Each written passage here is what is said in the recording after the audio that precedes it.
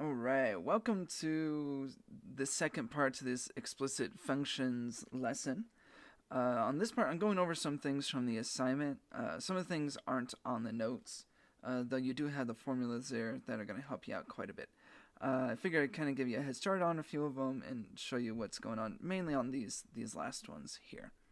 But first, let's look at this first section here. You're supposed to write the explicit formula for the given sequence.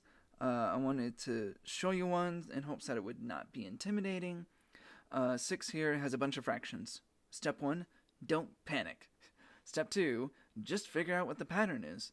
If you look on the top here, the bottoms are all the same, so you can kind of ignore that for a moment and just look at the tops here. We go 15, 11, 7, 3. Well, that's just a pattern of subtracting 4 on top. Well, since these are a fraction, you are subtracting 4 on top of 8.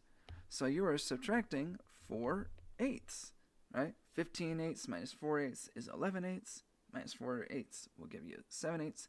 And so this is our common difference. But something, hopefully you realize, subtracting 4 eighths is the same thing as subtracting 1/2. This does reduce. So our common difference is going to have to be negative 1/2. And this guy here is going to be our initial value. And since we do have this pattern of subtracting the same number every time, this is arithmetic.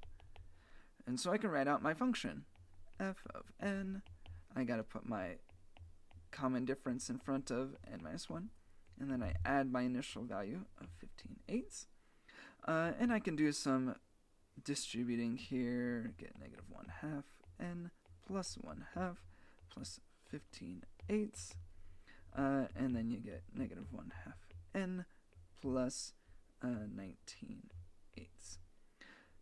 And there we go. We got our function. If you're wondering where this 19 eighths came from, it's 1/2 plus 15 eighths. Oh, I put 15 eighteenths. That's wrong. 15 eighths. And if you're not fraction savvy, luckily you can just use a calculator. It's handy. If you go to like a Desmos calculator like this, you can do 15 divided by 8 and then add 1/2. And if you come over here to where it has a circle with boxes up above and below, you can switch it to fraction view, which is going to give you 19 eighths. So don't forget, you can use a calculator to help you get your fractions figured out. Let's jump down to this next section. So on this part here, it's giving you an explicit formula, and you need to figure out the first 5 terms of the sequence. Actually, you know what? Let's jump down here to talk about explicit functions and kind of their usefulness. Because what happens when you have an explicit function, it lets you get any term of the sequence directly. You don't have to start at the first one and add 2 to get to the end. If you want to get to the 20th term, such as this one, you actually just take 20 and you put it in the n spot.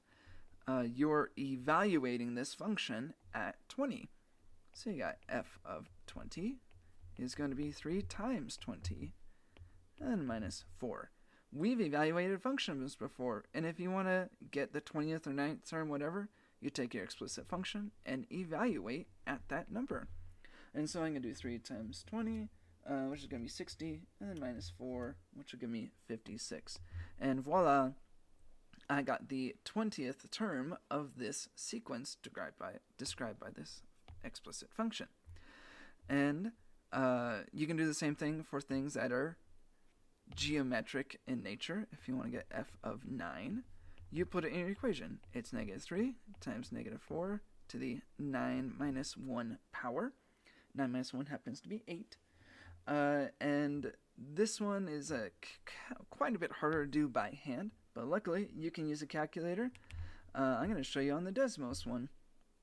So I'm going to clear this out, and I need to do negative 3 times, and I'm going to put parentheses around the negative 4, and then you have to do exponent. To do exponent, you come over here on the left side and click the a to the b power, and that puts the exponent up there. But if you're typing on your Chromebook, you can push the caret button, and that also puts an exponent up there. We need to do the power of 9 minus 1. Oh, sorry, 9 minus 1. Oops. You want to leave that up there. 9 minus 1. No. Fine. I'm going to put this in parentheses then. 9 minus 1 power. And you can push enter. And over here on the right side, it's going to give you an answer. And you can write that out. Negative 196,608. Obviously, that's going to be the answer. Let's see, 196,608. 608. Voila, I got the 9th term of the sequence. You may have wondered, why is this answer so big? Well, hopefully you thought about the fact that this is exponential. And exponentials grow really fast. What this is saying is you're timesing by -4 8 times. If you times by -4, times by -4, times by -4, times by -4, you keep going for 8 times, you're going to get a fairly large number. So this is to be expected. So now that you know that, let's say you have an explicit function and you need to get the first 5 terms of the sequence.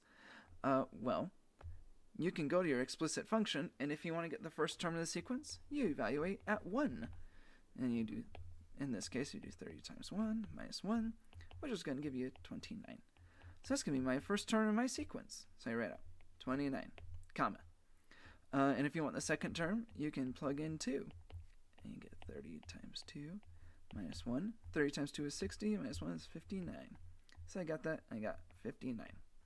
And you can continue on, you can get f of 3 or f of 4. But you can also use the fact that you know how the function is built. This one is an explicit for a arithmetic sequence, which means this number here is your common difference. And that lets you know what it's adding every time. It's going to be adding 30 every time. So I can fill in the rest of these numbers fairly quickly. Like this. How many do we need? 4 or 5? 5. So yeah, 30 again. 149. And voila, you can get your sequence. So there you go. So you can use your explicit function to get the 20th term of the sequence or the first one if you need to find out the first term of the sequence. And you can kind of build it out like that. So hopefully that gives you a head start of what's going on the front side here, more specifically the bottom half. And good luck on your work today.